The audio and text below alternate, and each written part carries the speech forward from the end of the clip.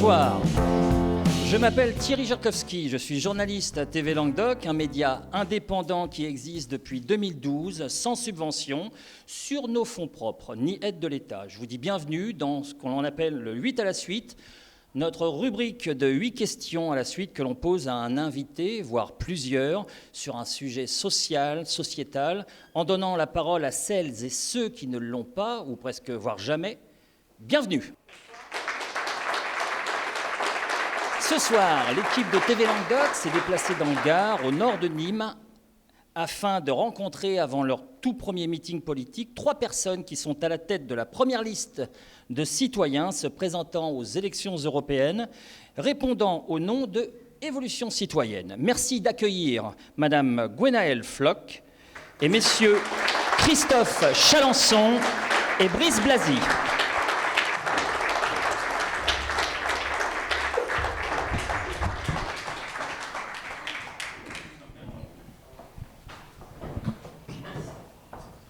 Bienvenue à vous. Voilà, une opportunité que nous ne pouvions pas laisser passer, de voir devant nos caméras les 3 têtes d'affiche de votre liste pour les européennes. Bonsoir à vous 3.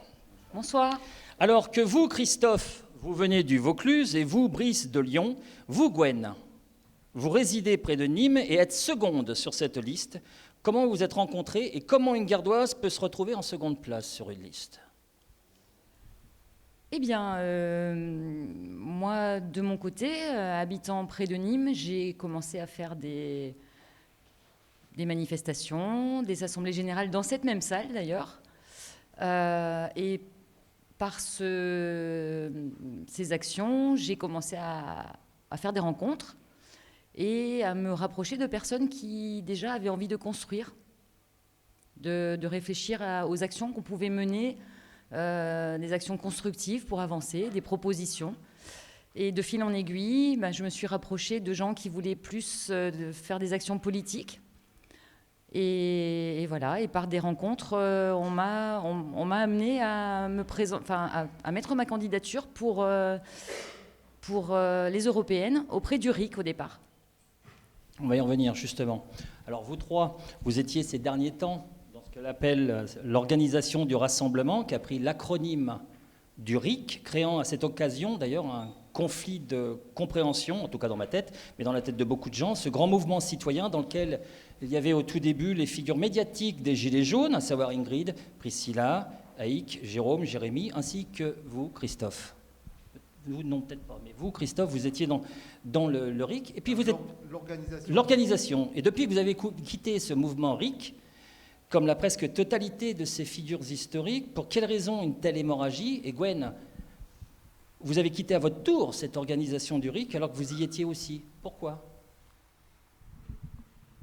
Je vais répondre. Donc, monter une liste des Gilets jaunes, représentant les Gilets jaunes, ça a été la première étape qui a pris naissance à peu près au mois de fin décembre, lorsqu'on a vu que les pouvoirs politiques ne répondaient pas aux besoins, aux revendications des Gilets jaunes. Beaucoup se sont dit, aujourd'hui, nous devons peut-être enclencher sur la voie politique. C'est pour cette raison que nous avons eu notre première réunion à Marseille. Et qu'ensuite, il s'est avéré que construire une liste avec uniquement des Gilets jaunes, ça a commencé un petit peu à cloisonner, à verrouiller le débat, et des problèmes d'ego sont apparus. Je suis issu, moi, de mon côté, de mouvements citoyens. Donc, je n'ai jamais été encarté politiquement.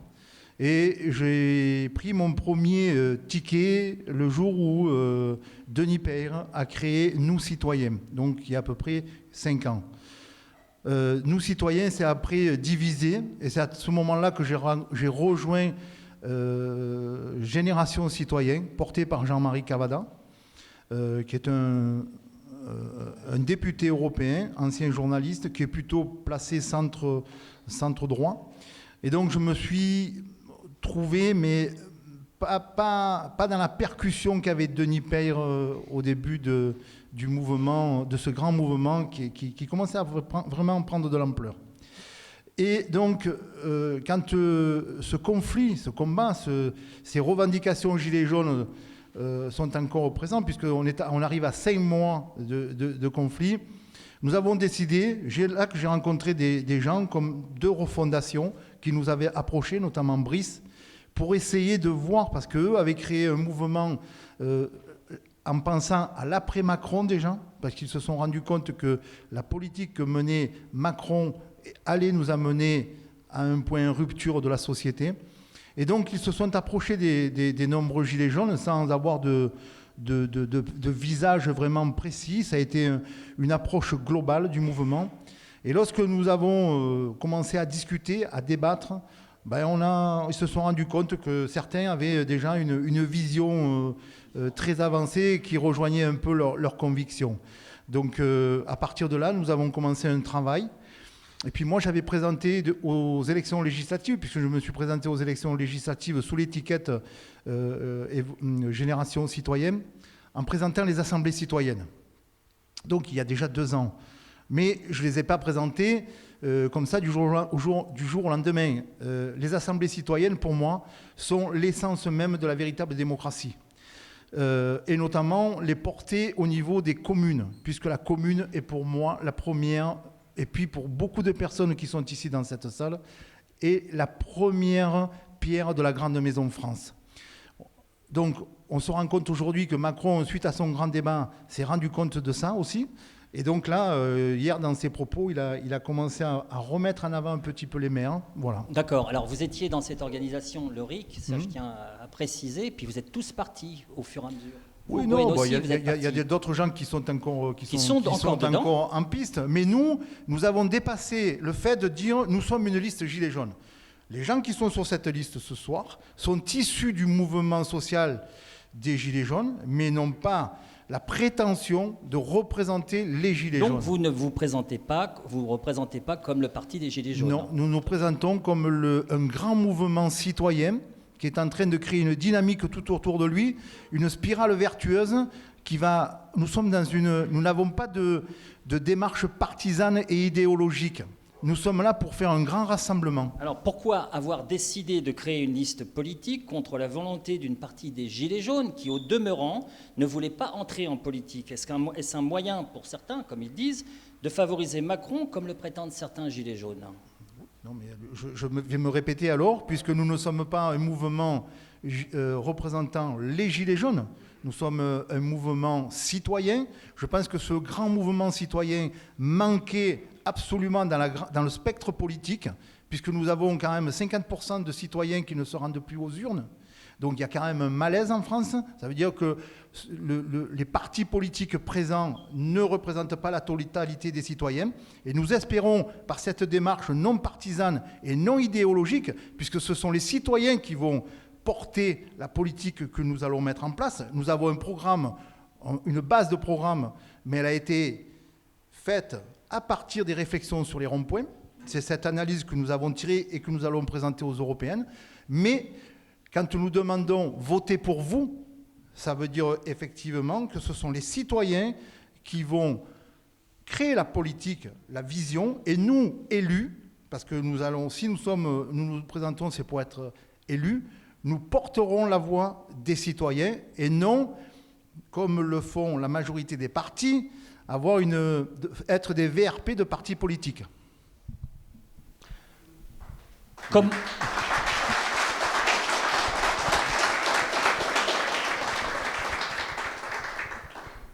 Comment comptez-vous financer votre campagne ? Juste, si vous me permettez, je veux finir ce qu'a dit Christophe. C'est qu'on ne peut pas non plus être complètement aveugle au fait que certains des Gilets jaunes sont eux-mêmes politisés. Et on voit bien aujourd'hui des Gilets jaunes rejoindre en fait des camps politiques. Et donc on ne peut pas nous reprocher à nous de nous engager dans des mouvements citoyens qui sont bien plus larges et apolitiques en fait, et puis non partisans. Et d'un autre côté, si vous voulez que certains s'associent à des partis politiques qui sont beaucoup plus ancestraux, moins modernes, et qui sont eux-mêmes politisés en nous reprochant d'avoir une démarche de rassemblement. Oui, mais pourtant, ce qu'on voit sur les réseaux sociaux, c'est beaucoup de gens, pas de partis politiques, on ne veut pas rentrer en politique, je ne sais pas ce qu'ils veulent. Vous savez, l'anarchie, il y a des anarchistes aussi. Est-il possible en 2019 de faire une campagne électorale sans argent alors que tous les partis politiques cherchent de l'argent et demandent même une participation financière de leurs sympathisants? Eh bien oui. On s'y attendait. Alors il fallait trouver la faille et la possibilité, puisque apparemment les autres partis effectivement courent après l'argent. Et nous, on a eu des propositions de financement que l'on a refusées, parce qu'on voulait rester droit dans nos bottes, intègres. Et les propositions de financement, ça amène souvent à des compromis qui font qu'on est obligé de faire des négociations. Donc on a préféré rester indépendant. Donc on part aux européennes avec 0 €, sans moyens. Et une campagne classique coûte au moins 800 000 € pour l'édition des bulletins de vote, pour l'édition des professions de foi, des affiches qu'on doit mettre dans tous les villages, les villes. Donc nous, on ne pourra pas faire tout ça. Et par contre, on va compter sur les citoyens pour qu'ils aillent eux-mêmes sur notre site, imprimer leur bulletin de vote, le prendre pour aller dans leur bureau de vote, le déposer. C'est une nouveauté dans le paysage électoral. C'est une nouveauté. Alors on en est très fiers parce que avec ça, donc effectivement, on reste intègre, mais en plus, on participe à l'écologie, parce que tous ces papiers, tous ces impressions qui ne vont pas aller à la poubelle, je pense que ça participe à une idée écologique. Vous pensez que les gens vont adhérer et vont le faire? Je pense que les gens réalisent le nombre de papiers quand même qu'ils jettent quand il y a des élections. Je pense que tout le monde a vécu ça. Dans les bureaux de vote, tous les papiers qui sont dans les poubelles, je pense que tout le monde a une vue de ça. Donc c'est déjà un autre argument. Et ensuite, le dernier argument qui est quand même très important aussi, c'est que toutes les listes qui vont faire au moins 3% aux élections vont avoir un remboursement de leur campagne. Mais ce remboursement, par l'État, il est sur le dos des concitoyens. Oui. C'est-à-dire que c'est des contribuables. Et nous, si on fait 3%, on ne coûtera rien aux contribuables.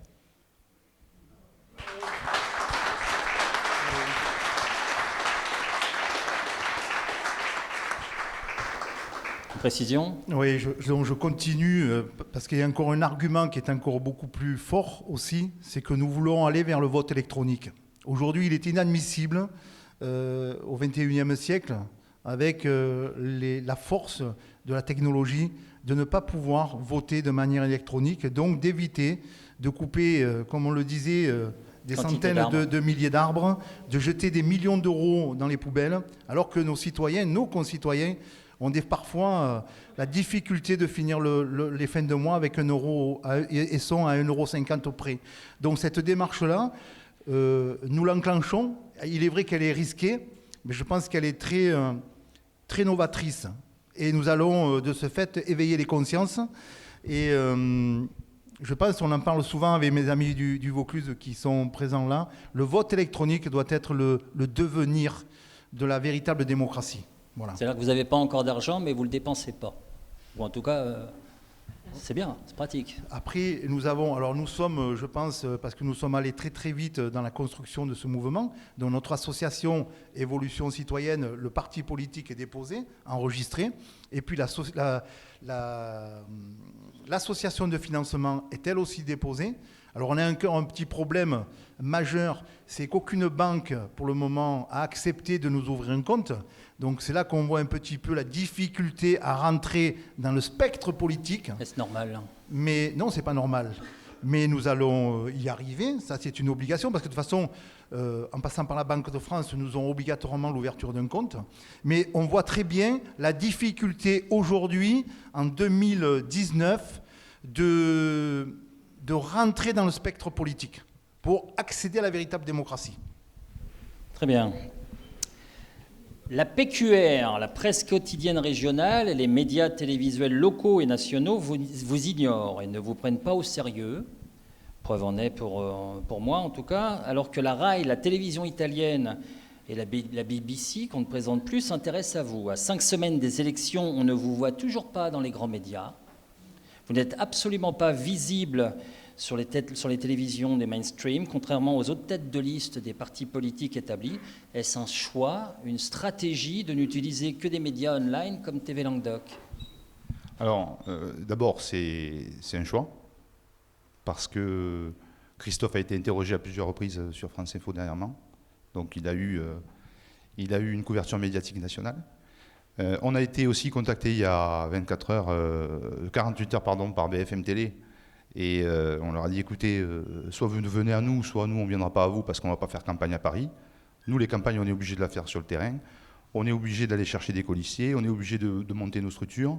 Et comme on autofinance en fait l'intégralité de notre campagne, si vous comprenez bien, on ne va pas aller faire de la politique à Paris dans l'immédiat sur les plateaux de télé.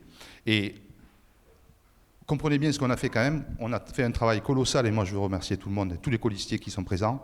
Je veux remercier Joseph, je veux remercier Gwen, je veux remercier tous les gens qui sont là, parce qu'en un mois, on a déposé un parti politique qui a été enregistré par la préfecture de Lyon.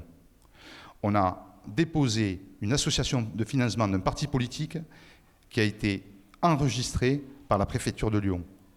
On a monté une liste avec 79 personnes, des hommes et des femmes qui représentent la société française. Aujourd'hui, ce soir, je peux vous annoncer que la liste elle est bouclée. Donc je peux vous dire que ça c'est drôlement bien. Ce soir, je vous annonce que la liste est bouclée. Elle sera déposée. Bravo. Elle sera déposée le 2 mai à Paris. Et là, Thierry, moi je vous remercie en tant que média indépendant, parce que même quand on travaille, vous êtes là à nos côtés pour écouter, regarder ce qu'on fait. Mais nous, on a bossé. Et je vous garantis qu'à partir du 3 mai et du 4 mai, on va voir qui seront là, qui seront les gens qui seront présents pour ce combat-là. Et je peux vous garantir une chose, c'est qu'on sera présent, Christophe, Gwen et d'autres, pour exprimer tout ce qu'on vous dit ce soir. Très bien. Et sur les médias nationaux.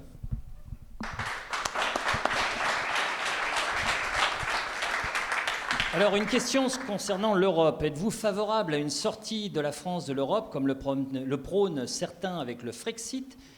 Et êtes-vous favorable au Brexit, donc à une sortie de l'Europe pour le Royaume-Uni? Alors, on va parler déjà du Royaume-Uni et du Brexit. Le Royaume-Uni et le Brexit, c'est une décision du peuple anglais, puisqu'il y a eu un référendum. Le peuple anglais, aujourd'hui, il a sa légitimité, il est souverain, et si on l'interroge et qu'il dit « je ne souhaite plus appartenir à l'Europe », le politique doit respecter le choix du peuple britannique. Sinon, il ne fallait pas interroger le peuple britannique. Ce qui s'est passé en France est un scandale. Quand on nous a fait voter sur le traité européen, en nous demandant notre avis, en nous disant que si on le rejetait, il serait rejeté, on a voté contre ce traité, on a réuni le Congrès et on a approuvé ce traité. Donc moi je soutiens, nous soutenons, je crois qu'on est tous clairs, Évolution citoyenne, nous soutenons les peuples souverains qui souhaitent, à un moment donné, prendre une décision et l'assumer. C'est à eux d'assumer cette décision. Ensuite, dans le contexte de nos relations, on sera toujours à temps de travailler avec ces partenaires qui restent des partenaires historiques. Très bien. Si l'on en croit depuis des années, nos députés qui bottent en touche en disant toujours « ce n'est pas notre faute, c'est de la faute de l'Europe ». Le nombre de fois que je l'ai entendu, c'était terrible. Comment comptez-vous utiliser votre présence au sein du Conseil européen pour mieux protéger la France contre des contraintes économiques qui plombent nos décisions et nos actions au sein de notre pays? Alors, sur l'Europe, je voudrais quand même dire quelque chose, c'est que aujourd'hui, on a plein de partis qui présentent des députés européens, qui présentent des listes aux européennes, mais qui sont à l'Europe depuis des années et des années. Des députés européens qui sont censés faire un travail. Et aujourd'hui, ces députés européens font campagne en expliquant qu'il faut voter pour eux pour changer des choses, mais ces gens-là n'ont pas de bilan. Moi, j'aimerais bien, comme dans les mairies, j'aimerais bien, comme pour les régionales, j'aimerais bien, comme pour un président sortant, que tous ces députés qui se présentent aujourd'hui sur ces listes-là dressent le bilan de ce qu'ils ont fait. Quel est leur bilan? Alors, ils critiquent, votez pour nous, on est contre ci, votez pour nous, on est contre là. Mais qu'est-ce qu'ils ont fait depuis qu'ils sont élus? Qu'est-ce qu'ils ont réellement fait? Donc ça, c'est le premier préalable. Sur la question que vous me posez, notre objectif, aujourd'hui, comme l'a dit Christophe, c'est de reconstruire la politique à travers des mouvements citoyens qui repartent depuis les territoires. C'est-à-dire que la politique aujourd'hui, elle doit se faire de la base. Il faut reconstruire la France pour reconstruire l'Europe. On ne peut pas aujourd'hui reconstruire la France depuis l'Europe. C'est une erreur monumentale. L'Europe, sachez une chose, c'est qu'il y a la Commission européenne qui décide, ce sont des commissaires qui sont nommés, qui ne sont pas élus, et ce sont les chefs d'État qui décident, qui se réunissent à huis clos. Les réunions des chefs d'État ne sont pas filmées. Les chefs d'État se décident entre eux et imposent ensuite au Parlement des lois, via la Commission européenne, qui nous oblige à accélérer la libéralisation totale de nos économies. Et c'est contraire à notre modèle. Donc nous, ce qu'on va faire avec Évolution Citoyenne, et tous, si vous êtes d'accord, ce qu'on va faire, on va faire pression sur le chef de l'État, depuis la base, pour qu'il exerce son droit de veto, parce qu'il est hors de question qu'on continue à accepter des choses qui vont contre l'intérêt des Français et contre l'intérêt de notre nation, eh bien qu'il exerce son droit de veto et qu'il bloque les décisions qui ne vont pas dans le sens qui est l'intérêt des Français aujourd'hui, et je vous le dis, c'est ce qu'on défendra.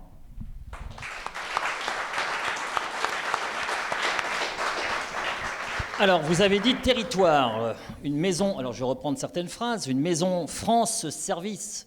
Dans chaque canton, Emmanuel Macron dit vouloir s'inspirer des Canadiens pour lutter contre les fractures territoriales. C'est ce qui a été dit hier soir. Ainsi, il a proposé une maison France Service, un lieu installé dans chaque canton, rassemblerait tous les services de l'État, Pôle emploi, antennes préfectorales et les opérateurs électricité ou téléphonie. Il dit également vouloir accompagner le jeune dans les villes où il trouve un emploi, tout en fermant les petites lignes de train. Gwen, est-ce que pour vous, avec votre expérience de conseillère de Pôle emploi, est-ce que c'est la conseillère Pôle emploi qui va conduire au travail tous les matins le futur travailleur? Et est-ce pour vous une bonne solution, un bon projet?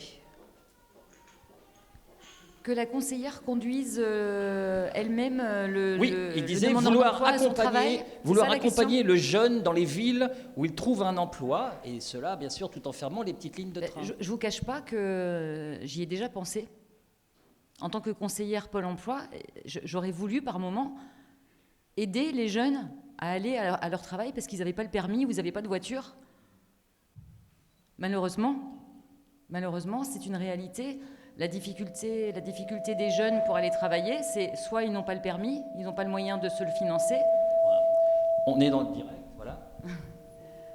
Soit ils n'ont pas le permis, ils n'ont pas le moyen de se le financer, soit ils ont un permis, ils ont même quelquefois une voiture, mais ils n'ont pas l'argent pour mettre de l'essence et aller travailler à 50 km de chez eux. Donc ça, c'est des réalités qu'on vit tous les jours à Pôle emploi. Et ça m'est arrivé de me dire, est-ce qu'on ne pourrait pas affréter des bus pour certaines entreprises, oui. Vous êtes resté combien d'années au Pôle emploi? 18 ans. Et vous avez vu des évolutions ou des choses qui ne vont pas? J'ai vu beaucoup de mesures, des aides à l'embauche, des financements de l'État, des contrats aidés, beaucoup de choses qui changent régulièrement, mais qui ne traitent pas le fond. Ce sont des mesures gouvernementales qui se succèdent, mais on ne traite jamais le fond. On appelle ça des mesurettes. Des mesurettes, si vous voulez. Très bien. Quand on parle écologie en Europe, tous les pays ne s'accordent pas sur des décisions pourtant urgentes au regard du réchauffement climatique. On a un problème. On a une sono qui... On va reprendre la question. 1, 2, 3. Quand on parle écologie en Europe, tous les pays ne s'accordent pas sur des décisions pourtant urgentes au regard du réchauffement climatique. La preuve en est sur des sujets chauds qui régulièrement font la une des tabloïds, à savoir les carburants, les pesticides, les pollutions, etc. 1, 2, j'ai plus de son. 3, 4, c'est du direct. Je vous l'avais dit, hein, donc c'est pas grave. Donc on va le faire en voix live.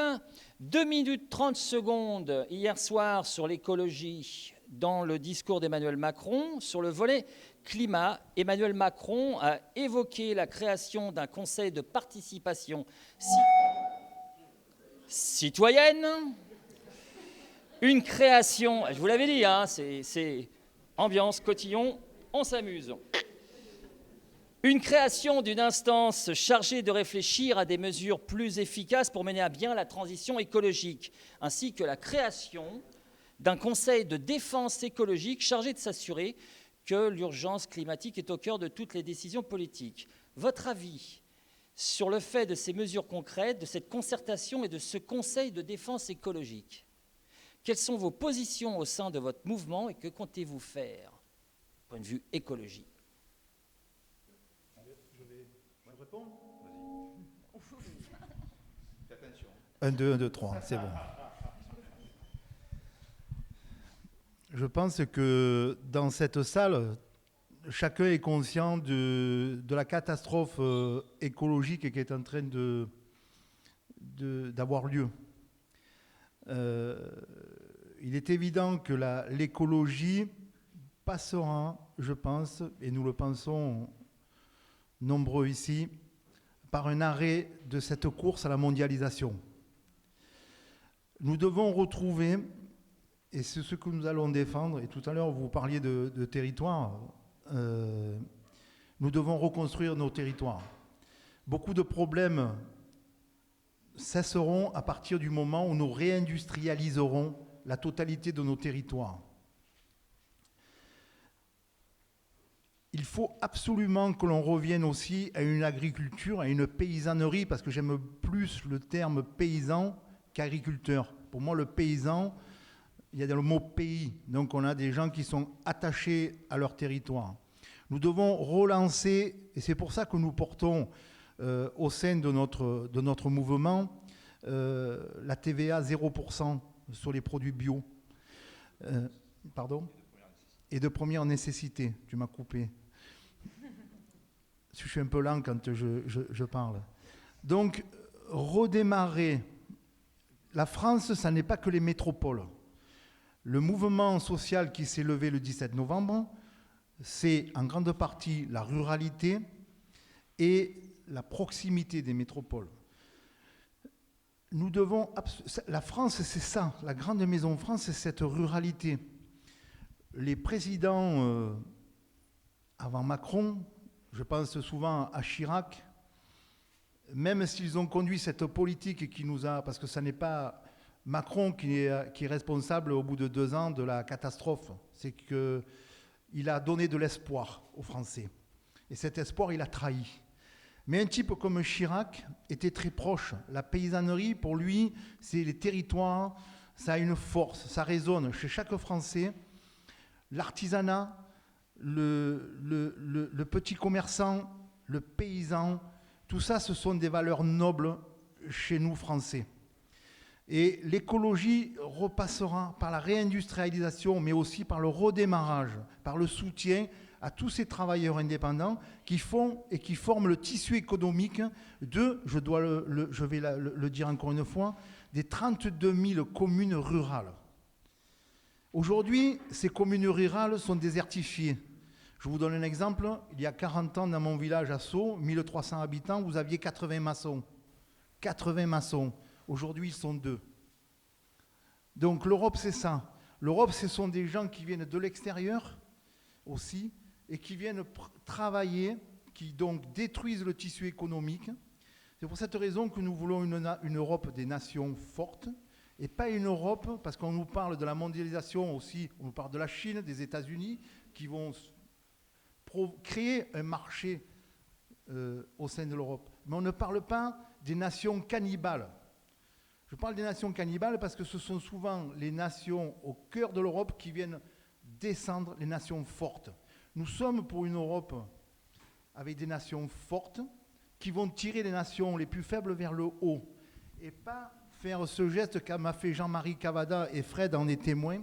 Et je lui ai dit, tu viens en un seul geste, définir le cancer de l'Europe aujourd'hui. Je lui dis, quelle est ta vision de l'Europe? Donc tiens-moi le micro. Il m'a fait ça.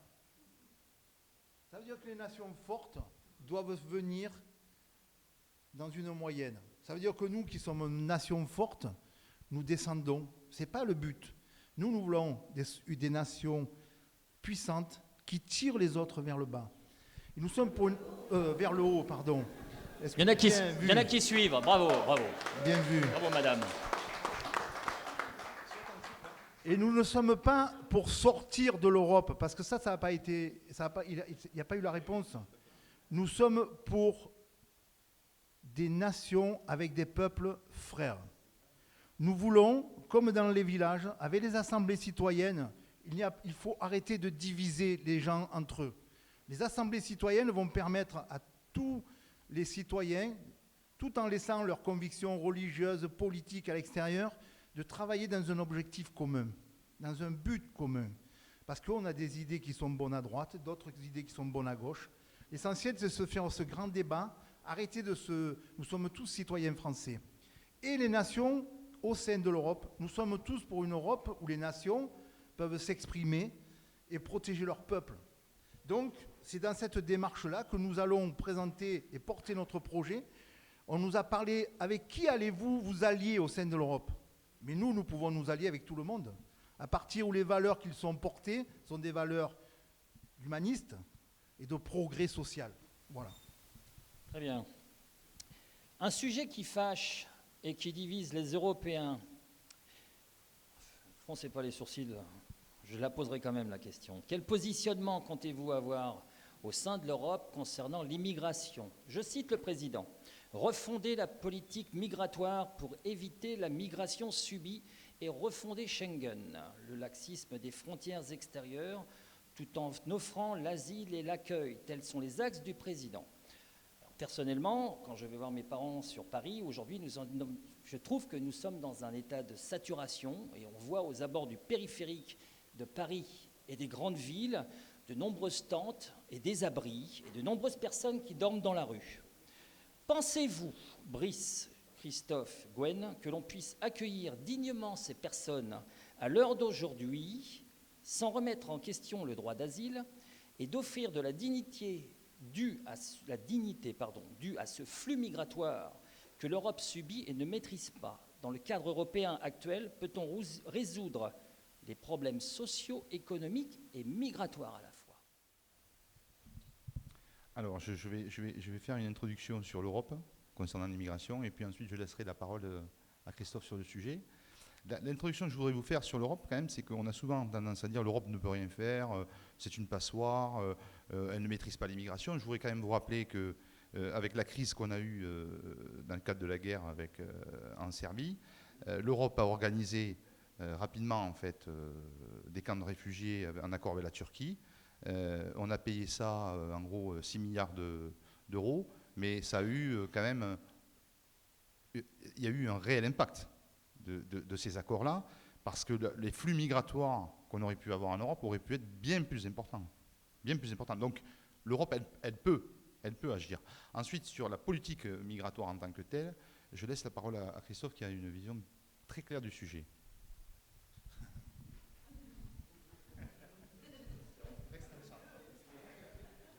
Très clair, très tranchant. Voilà. Donc on m'a accusé d'être d'extrême droite, on m'a accusé d'être islamophobe, ça il faut aussi le reconnaître. Pourquoi? Parce que ma position, elle est claire, nette, précise et tranchante. Nous en avons parlé, je pense que pour la politique migratoire, donc c'est déjà au sein de l'Europe qu'il faut traiter et pas laisser aux États comme c'est aujourd'hui où le migrant arrive et se pose à gérer le flux migratoire. C'est pour ça qu'on a ces problèmes en Italie d'ailleurs. Donc le problème migratoire doit se traiter véritablement au sein de l'Europe. Ma vision, pour moi, elle est claire. Aujourd'hui, 95% de la migration vient d'Afrique. Donc là-dessus, je pense qu'il faut arrêter d'aller détruire les États en Afrique.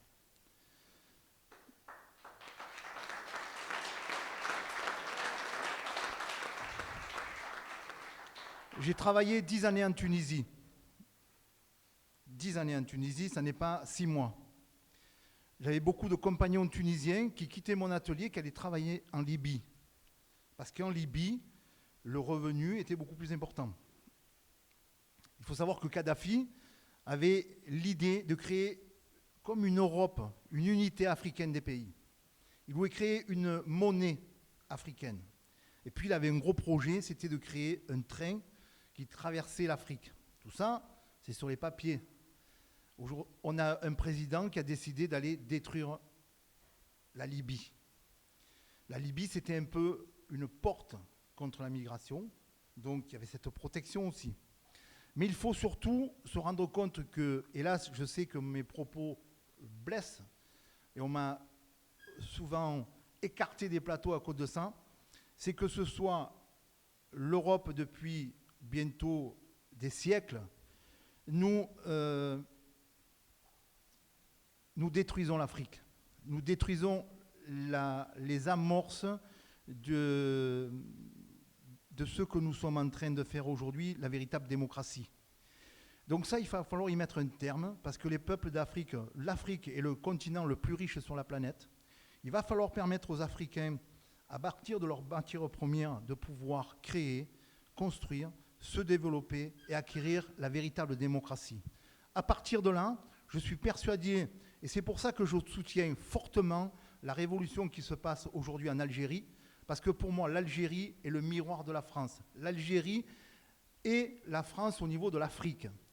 Si nous arrivons, nous, à obtenir par ce mouvement social des avancées qui vont être énormes, mais surtout en termes de démocratie, et je l'ai dit bien avant le 17 novembre, que ce mouvement des Gilets jaunes, de contestation, les Gilets jaunes sont pour moi le fer de lance d'un mouvement beaucoup plus profond, puisque nous avons obtenu à un moment donné 70% du soutien du peuple français. Il ne faut pas l'oublier. Donc, si nous arrivons à transformer la Maison France pour obtenir et finaliser 1789, la révolution qui a ensuite, la bourgeoisie s'est accaparée du pouvoir, nous allons y mettre un terme. Ça, j'en suis convaincu, via les assemblées citoyennes, via nos territoires. Parce qu'aujourd'hui, nous avons éveillé une conscience collective.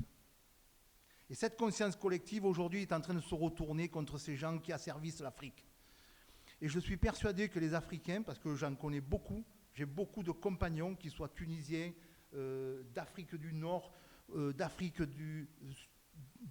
d'autres pays, viennent en France et vous savez, vivre à 7 ou 8 dans un appartement, éloigné de sa famille, éloigné de son pays, c'est pas la joie. Je pense qu'ils aspirent à autre chose. Et si on leur donne les moyens de se développer, de se construire, de nourrir leur famille de manière noble chez eux, ils le feront et ils ne viendront plus ici. Mais la mondialisation, la finance, parce qu'il faut savoir une chose, c'est que en tirant les salaires vers le bas en France, en limitant la baisse des charges au SMIC, donc on maintient les bas salaires et on fait venir cette migration. On la provoque. Pourquoi ? Pour servir la finance. D'accord ? Et c'est pour ça qu'on a cette migration, vous le voyez, au cœur des métropoles, des gens qui à l'origine sont des Français, qui avaient leur emploi, et aujourd'hui sont obligés de partir vers l'extérieur. Et dans le bâtiment, pareil, on sait que le bâtiment est un petit peu le moteur de notre économie. On le dit, quand le bâtiment va bien, tout va bien. Aujourd'hui, il faut se rendre compte que dans des petites communes comme la mienne, ou rurales, je vous donne l'exemple de Sceaux, où s'est construit la maison des jeunes. Normalement, il y a 20 ans, c'était des entrepreneurs locaux qui auraient dû prendre le marché et vivre dans cette économie circulaire, c'est-à-dire qu'ils prenaient l'argent qui vient des impôts, créer une maison qui a été financée par l'Europe, la région et le département, et l'auraient redistribuée. Dans le bassin de vie. Voilà. Aujourd'hui, ce sont des personnes, des entreprises multinationales comme Eiffage, Bouygues, qui prennent les marchés et mettent en place des sous-traitants qui viennent de l'extérieur. Donc, et vous verrez, et là-dedans, on a beaucoup de gens qui sont issus de l'immigration. C'est pour ça qu'il faut arrêter de diviser les Français entre eux. Et cette politique que nous sommes en train de porter veut que tous les Français se mettent autour de la table et une vision objective, définie. Et l'Europe doit... une personne qui arrive d'un pays extérieur, et c'est pour ça que nous avons parlé un petit peu en nous appuyant sur la stratégie du Canada, mais on l'avait déjà abordé avec Génération Citoyenne, où une personne qui arrive d'un pays étranger, il faut l'accompagner. Il ne faut pas la laisser toute seule dans la rue. Non, les mairies doivent les prendre en charge, les tissus associatifs doivent les accompagner et recréer une structure sociale autour d'eux. On ne doit pas laisser les gens qui arrivent de l'extérieur, qui sont souvent en souffrance, libres comme ça dans la nature. Voilà, un petit peu la démarche que nous voulons.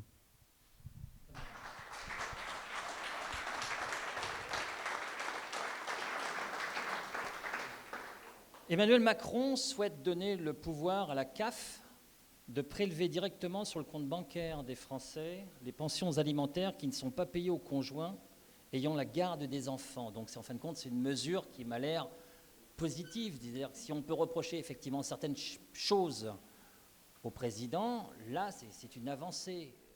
Ben oui. Alors d'abord, c'est certainement pas une avancée puisque le fait de ne pas payer sa pension alimentaire, c'est du pénal. Donc vous ne payez pas votre pension alimentaire, vous avez été condamné par le tribunal, c'est du pénal. Donc vous pouvez aller en prison. Et ensuite, ça existe déjà. C'est-à-dire qu'aujourd'hui, très clairement, lorsque quelqu'un ne paie pas sa pension alimentaire, il y a des dispositifs sociaux qui font qu'elle peut être payée par les organismes sociaux. Donc rien de nouveau sous le soleil. Macron fait des annonces comme d'habitude. Il parlait des maisons, là vous avez parlé des maisons de l'emploi, c'est ça? Des maisons des services publics? Mais ça existe déjà. Mais là, il veut regrouper tout dedans. Non, mais ça existe déjà. Vous avez aujourd'hui, dans certaines régions, déjà des structures qui existent comme ça. Bon, en fait, il a dû faire l'inventaire, regarder, bon, putain, qu'est-ce qu'il y a là, voyons. Putain, ça existe ça, bon, je vais dire, je vais le faire, hein, putain, ça. En fait, si vous voulez, c'est la poudre aux yeux. Il nous prend pour des cons. Hein, ça fait 2 ans qu'il nous prend pour des cons. Mais continue, en plus ça marche. Alors pourquoi voulez-vous qu'il continue à se gêner? J'aurais aimé avoir l'avis de Gwen justement par rapport à ces pensions alimentaires qui, quand elles ne sont pas payées aux conjoints, que ça soit prélevé. Votre avis, vous, en tant que... Moi, à ma connaissance, ça existe déjà aussi.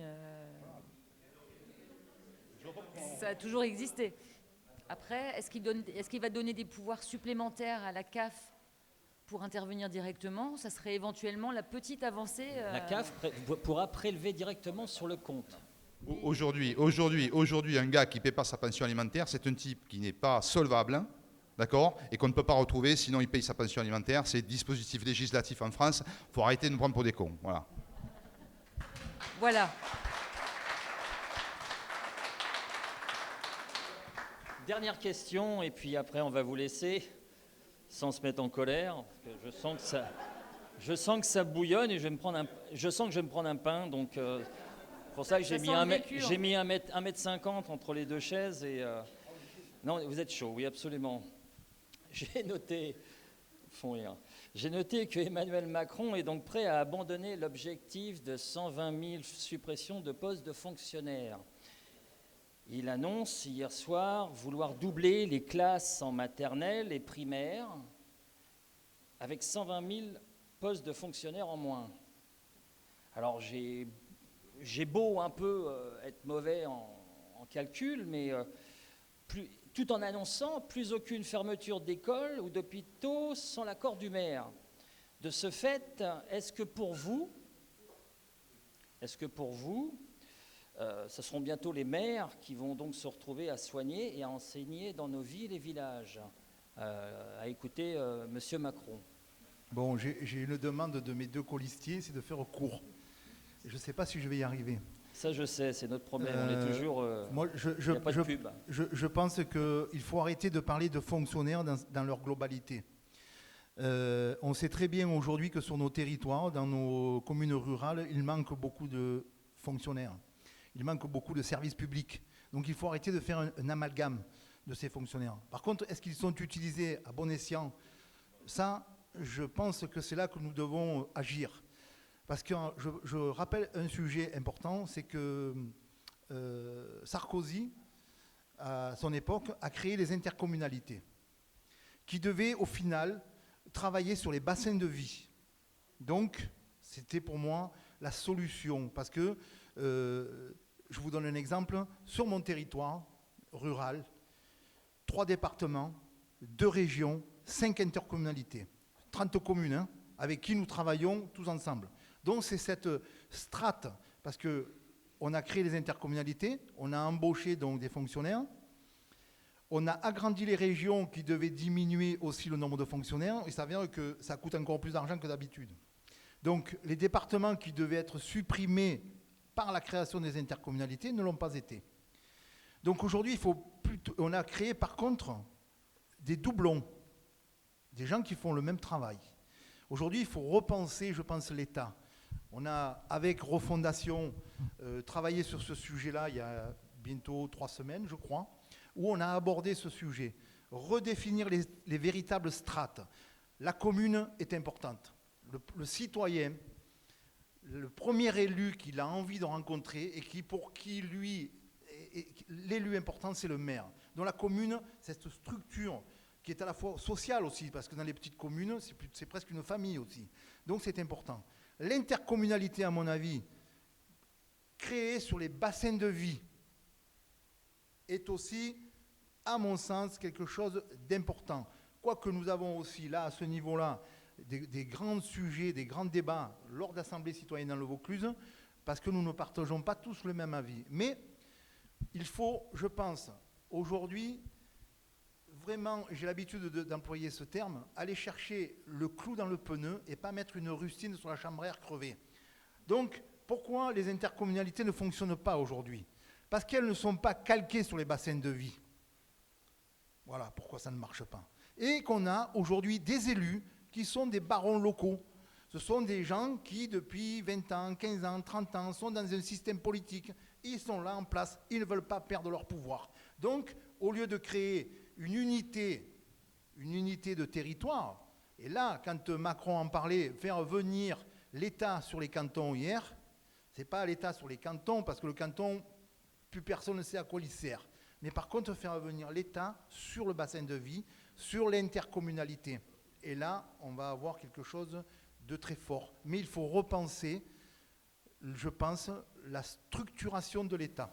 Voilà. Alors, le problème, c'est qu'on donne aux maires, en fin de compte, on oblige les maires à prendre les mauvaises décisions qu'un ministère payé à l'origine devrait prendre, en fin de compte. Non, le malheur aujourd'hui, c'est que le maire s'est vu dépouillé pratiquement de toutes ses forces. Et on lui laisse plus que la merde à gérer. Voilà, c'est ça le problème. C'est que le caca, personne n'en veut. Par contre, non, mais c'est ça. Le problème du maire aujourd'hui, c'est qu'il est responsable de tout. Mais par contre, tout ce qui pourrait amener une véritable... Vous savez, le social. Il n'y a pas mieux placé qu'un conseil municipal, qu'un maire pour savoir qui est dans la souffrance, qui doit être accompagné et qui ne doit pas l'être. Là, aujourd'hui, c'est le département qui gère ça avec des techniciens ou des fonctionnaires. Mais si c'était accordé au maire, et un maire, mais en s'appuyant sur une assemblée citoyenne. Parce que là, pareil, à partir du moment où un conseil municipal n'est pas élu avec un chèque en blanc pendant 6 ans, mais porte la politique d'une assemblée citoyenne. Les gens qui sont au sein de l'assemblée citoyenne, comme nous l'avons là ce soir, sont au courant de la personne qui est en difficulté ou non, et va pouvoir faire remonter l'essence même, la difficulté au conseil municipal. Donc, on revient à l'essence même de la cité, et donc, je pense que l'essence même, c'est la commune, et le nombre de fonctionnaires, pour moi, n'est pas trop en France et qu'il est mal dirigé. Par contre, recherchons plutôt les hauts fonctionnaires qui gagnent des fortunes, des 250, 300 000 euros. Ce sont des sommes qui sont honteuses à mes yeux. Allons chercher l'évasion fiscale pour permettre d'accompagner nos territoires. Là, nous allons trouver la véritable raison.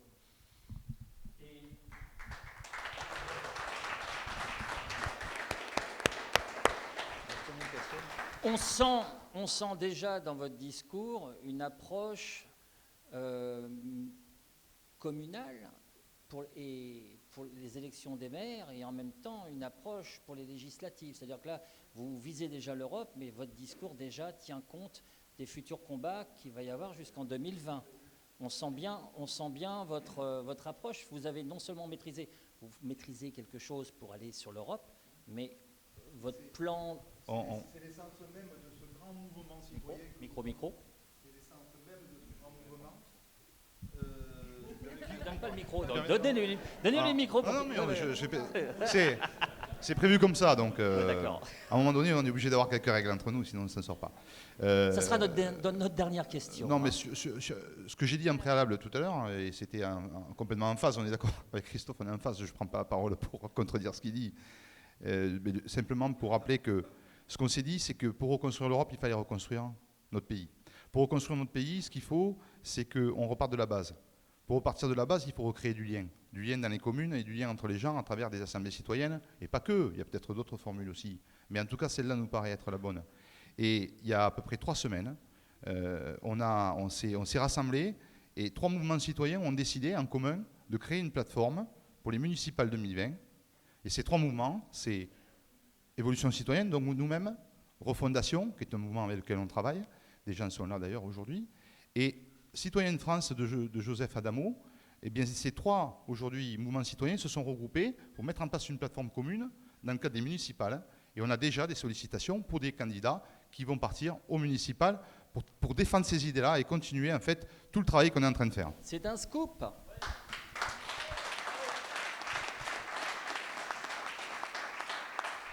Alors, j'ai un scoop parce qu'il y en a plein qui ne savent pas encore, mais bon, Christophe le sait, on a reçu le soutien aujourd'hui d'une association qui s'appelle Éco-Citoyens Humanistes Européens. Voilà, donc pour information, Éco-Citoyens Humanistes Européens nous ont rejoints cet après-midi, et ça sera la dernière personne qui sera sur la liste, ça sera le président de cette association qui est aujourd'hui reçu régulièrement à la Commission européenne. Vous avez eu aussi...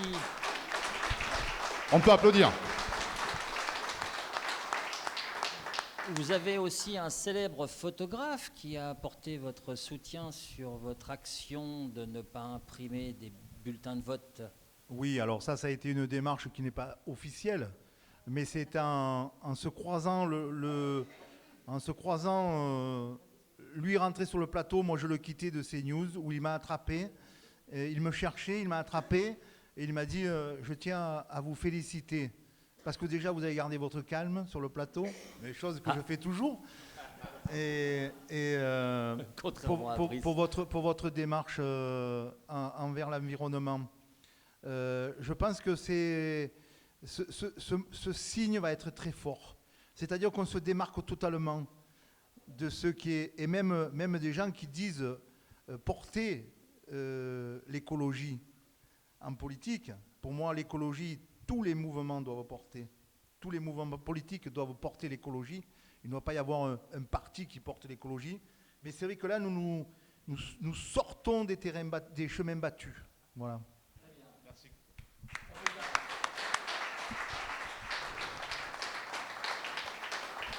Merci à vous. Notre rencontre, en tout cas, s'arrête ici ce soir. Pour ce soir, je vous invite à tweeter, à liker, voir et revoir ce reportage que vous retrouverez sur tvlanguedoc.com.